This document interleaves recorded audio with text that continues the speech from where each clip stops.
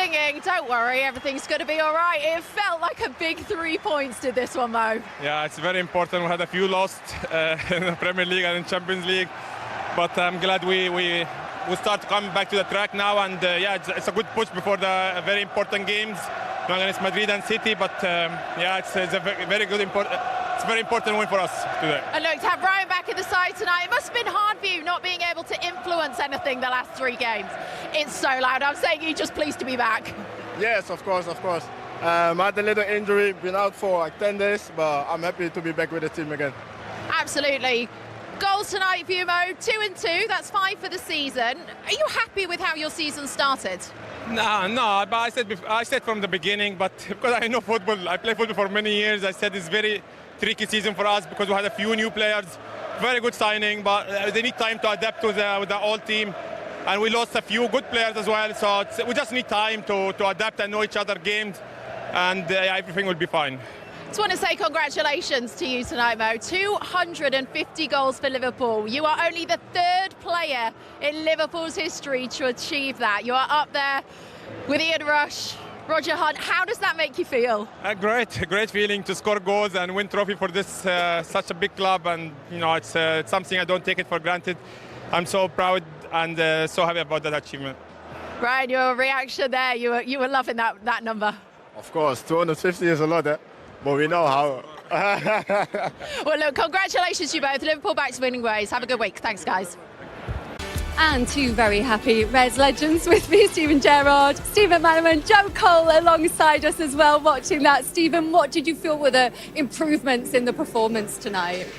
I felt they were physical today. I felt like the steel was back, the work rate, the intensity out of possession, and I think all the good stuff come on the back of that. I think Villa were their own victims, really, overplaying in the build, too many mistakes there. The tactics weren't wrong from Aston Villa. I thought the manager got the tactics really well, spot on, started the game well, but too many mistakes in the build-up, and Liverpool punished them in the end for it. When we were watching, Stephen used the word very professional from Liverpool tonight. Macca, do you agree with that? Yeah, the back at Anfield, where they are very comfortable. I know they lost the last game, but they could have easily scored 3-4 in that particular game. So to get back here in front of the crowd, big performances by big individuals. I thought Mo was excellent. Szoboszlai yet again was brilliant. Canate, Van Dijk, they looked a lot more assured, didn't they? And as Stephen said, the work rate was good today. They put in a real shift. They worked hard for each other, and they were quite comfortable. But that's what we expect from them here. We really do. But still, they had to deliver under intense pressure off everybody. And that's what good players do. You respond, don't you? If you have a poor game one week, you run out the next week and you put it right. And a lot of them have done that today. How important as well was that clean sheet tonight, Joe? Because it's the first one since the 14th of September for them. Massive. I thought they defended set plays well. I thought the midfield 3, it's so important that them 3 stick together. In the big games, any team you play in the top 6, top 8, has to be that 3 in there. They look so much better. The balance was right. Szoboszlai was brilliant again. And the intensity, Steve's right, the intensity was there. They was at it. That's the Liverpool team we're used to seeing. Whether it was the Klopp team or Slot's team last year, they always played with that fire and that intensity and that steel. And everything come from that. That first goal came in added time of that first half. Just how crucial was the timing of that? Well, look, it was a gift. You know, just before it, they had the goal ruled out for offside. The great ball from Szoboszlai for Ekitike's header. But they're just guilty of overplaying. And, you know, if Liverpool are set up to press you high, you know, go over the press. There's no need to overplay in the first phase at all, and that's not an easy finish, by the way. It falls on his right foot. Yes, it's an open goal, but it's coming at you at speed, it's bobbling, it's on your wrong foot, and that's the 250. It was a gift. Yeah, and it just changes the whole mood, doesn't it, at half-time? 0-0, Unai Emery's plan is, effectively working. 1-0, you thought they're going to be in trouble, and that's exactly how it turns up. It's just moments in games changes how the game flows, and that one was a huge moment, and it's down to the goalkeeper, unfortunately. He's had his good times, but this was one of his bad ones. Yeah, he had a bit of a shocker in that moment. It makes that half-time team talk, I'm sure, so much easier as well. And here is a smiling Arne Slot now. Hello. Congratulations. Congratulations. Thank you. Arne, this is your first time meeting Stephen, I believe. I think it is. Yeah. I did invite him already a few, not directly, but indirectly. For him to come to the training ground, but I'll be there tomorrow. I'm sure you will be. To join in or just to watch?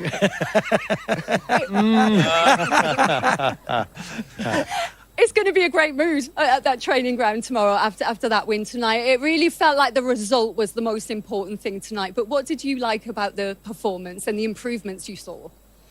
No, what I like most was that I think everybody here felt the importance of the game. And I'm talking about my players and I'm talking about the fans.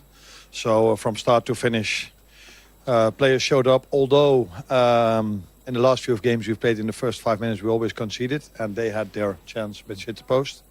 But I think, like I said, the fans and the players felt that this was the moment today to show that we're still there.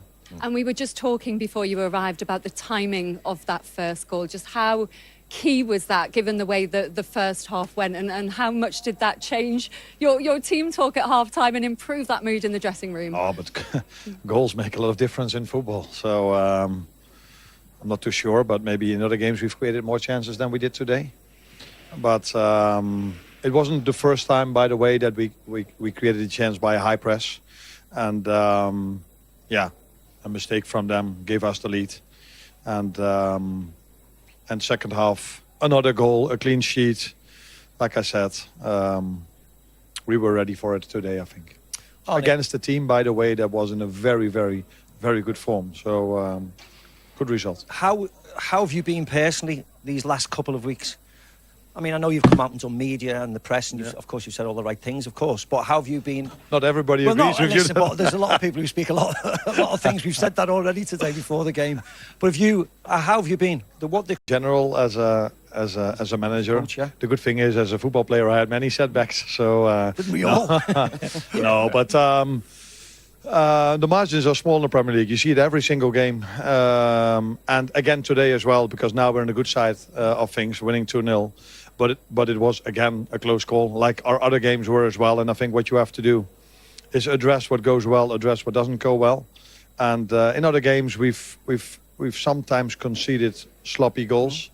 And today, of course, a big difference between the other games is not conceding a set piece. And all of that is helpful if you want to win a game of football. Because every Premier League game is almost at the moment about set pieces. Yeah.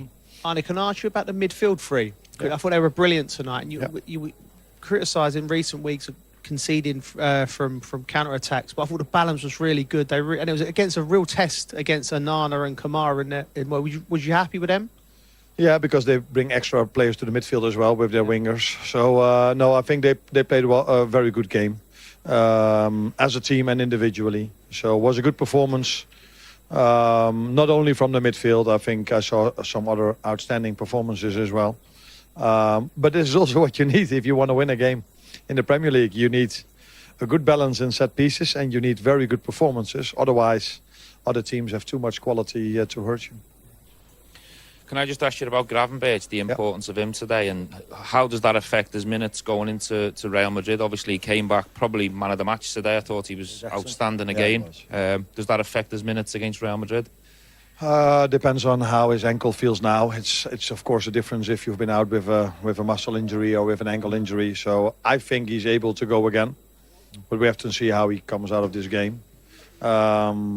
But I think this game also gives a bit of energy on itself to play Real Madrid. Of course. But yeah, it's true that that we also have to be smart about the minutes because we have 19 to 20 players available. Normally, we're 3 or 4 are out. That means a lot of minutes needs to go to the same players, and they go when they go to the national team, they have to play as well. But I think Ryan is able to play Tuesday again, but we have to wait and see. And Mo Salah, of course, has had his share of criticism this season as well, but scored his 250th goal for Liverpool in all competitions. That's something that should really be celebrated. No, yeah, Mo again scored, which is not a surprise to anyone, I think. But what I also liked about him, that he was strong every time we played the long ball towards him. He kept the ball. He helped his team out just after he scored the 1-0 defensively as well. So I think this is the Mo, he himself wants to see. And let's hope he can bring many more of these performances. And any special plans for Tuesday? Real Madrid won again tonight, 4-0, top of the league. Yeah. You looking forward to it? Yeah, you're always looking Xavi forward Alonso back to a Champions League night, but against Real Madrid, I think is even more special. That they have a good team and a good squad. That's not a surprise to me, you, or anyone. So we have to be very, very, very good again. Talking about counter-attacks, keeping them away from goals. So much space in their front two, front three. So much deep runs. So yeah. It's not a challenge, but a challenge to look forward to. Great challenge, yes. Yeah. Arne, thank you. We'll get Stephen down the training ground tomorrow so he can put through his paces. Just for a game of paddle, that's all. Is he good at paddle? Nice, average. Not bad. Congratulations. Thank you. Well done. Thank you. That real. What went well for you tonight? What potentially was the difference? I think in possession we were good. I think we found the spare man. Obviously, we found that we obviously saw that they would press with two strikers. So our number 6 would be free at times if we play the ball quick enough. And after that, I think we had good runs in behind. I think we had opportunities to score goals, and obviously the defending was, as a team, was good, and that made a difference, I think. Too. Throughout this period of time, has it been hard for you as a leader to keep the heads up, keep the spirits, or has it always actually been okay behind the scenes and it's just more outside noise? Well, I can tell you that even in good times, you have to still keep going and don't take your foot off the gas. What I've obviously noticed over the last couple of weeks especially is that there is a lot of noise that obviously you have no control over, and that we have to deal with as a team. And then some of them takes are absolutely ridiculous, but you have to deal with that. It's sort of outside noise that obviously can reach certain players, the group. It's about sticking together, and obviously I think over the last couple of games I've been saying, because obviously I have to do media duties all the time, I've been saying quite a lot of the same things, and maybe people get bored of it. Our fans, got bored of it over the last couple of weeks. But that's the only way. We're not going out there on the pitch to lose games. We're not going out there to be disappointed after games or leave fans disappointed going home. We want to work our socks off and win games, but it's not a guarantee. You play in the Premier League, you play on the highest level, in the biggest league in the world, and it's difficult obviously to stay calm, but you have to if you want to get back to where we want to be, and that's up there, but that's something for a later stage hopefully during the season to look at. Now it's time to keep working, never get too high, never get too low. I've mentioned it I think over the last couple of weeks also a couple of times, but it is what it is. We live in a world now that for footballers in this case, because that's the only thing I can speak about, that everyone can have their opinion on so many platforms and everyone knows it better. And we have to try and stay away from that and focus on the hard work that we've been doing. Yeah, well done to both of those. Getting a terrific reception. Much happier Kop ahead of that big week that Mo Salah was talking about there, that sees Real Madrid and, of course, former Liverpool players Xavi Alonso and Trent Alexander-Arnold at Anfield on Tuesday night in the Champions League, and then they go to the Etihad to face Manchester City. He's going to see Steven Gerrard working for television tonight to get a big hug. And our old friend Macca's there as well. Don't leave Steve McManaman out. Words of wisdom from him for Mo Salah as well. It's a very different feeling today around Anfield than it has been in recent weeks. Yeah, and I think for Mo as well, he's had a lot of stick, actually, and some of it unjust recently. And there's been more focus on other aspects of his game because he hasn't been scoring. Tonight, he got the goal, but physically he looked really sharp and at it and hungry, like he was trying to prove a point to a few people. And I love that. He doesn't rest on his laurels. He's still trying to score goals and be the best version of himself. And class is permanent. Just because he was missing a few chances and not hitting the heights he did last season, after, 7, 8 games, he was being criticised, which is just ridiculous. He's a class act. He was being asked to be left out. He started 51 Premier League games in a row for Liverpool. And you could see the big smile when the number was put to him there. 250 goals. For a man where they signed from Roma and people were saying, well, he's not a goal scorer. Well, how do they feel now? Because I just feel when Danny just mentioned it there, his game he changed today. His game changed. He was over the last 4 or 5 games, his ball's coming up to him and he's just trying to lay it off and he's round the corner. Today he's holding it up again and he's being strong and he's having confidence within himself. And the more you give the ball to a player like Mo Salah, the better he's going to become, the more comfortable he's going to become. And I know that you mentioned as well, they were back to the team that kind of got them where they wanted to go. On that today as well, isn't it? Because he's talked about the new players settling in, but they all have relationships, the players, apart from Ekitike, the outfield players. They've played with Mo Salah for years, those players today. And rhythm. When you've got people around you, you know what they're doing instinctively. You don't have to overthink things. And maybe Dion's right. Maybe there was a bit more emphasis on getting him the ball today because then they're so used to doing it rather than looking up for Wirtz or whatever it may, or Isak, you know. So whatever for the next few weeks has to be done by the manager. He has to forget whether it's new signing or not, or someone needs a lift. You pick the best team to get some wins and get themselves back in the title race and also progress in the Champions. He's got no time to be keeping anybody happy. No. This is just get the best team on the pitch. Results. And in terms of integrating new players, it's easier to integrate them into a winning team.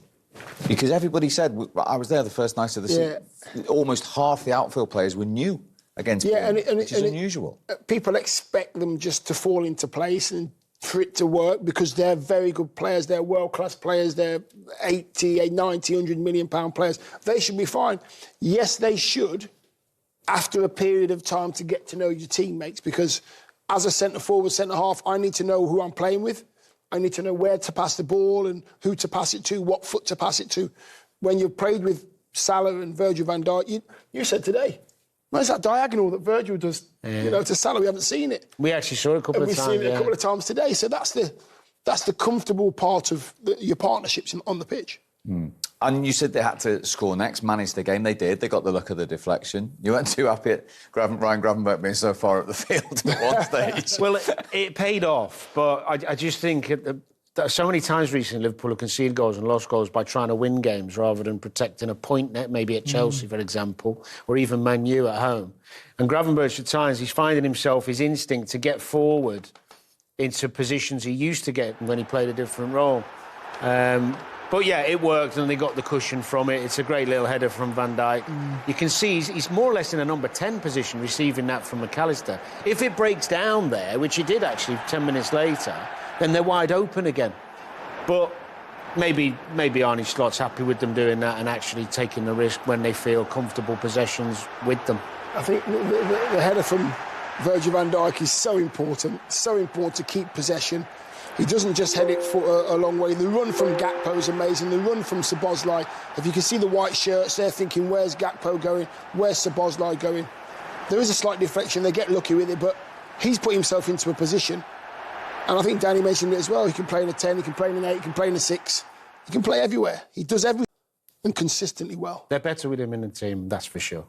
I agree. For sure. And that reaction from Arne Slot was probably most Liverpool fans around the world when that second goal went in, because they didn't want any nerves, any helter-skelter football today. They wanted that win at all costs, didn't they? It's relief, isn't it? It's relief. He's had to sit and answer a lot of questions about what's going on. And I think he's actually conducted himself really well. He'll have a glass of wine and be a bit happier tonight. Be a bit more, might sleep tonight. Well, a week ago, the captain was getting questions about Liverpool's losing run, 4 in a row. Here he is after a return to winning ways, Virgil van Dijk.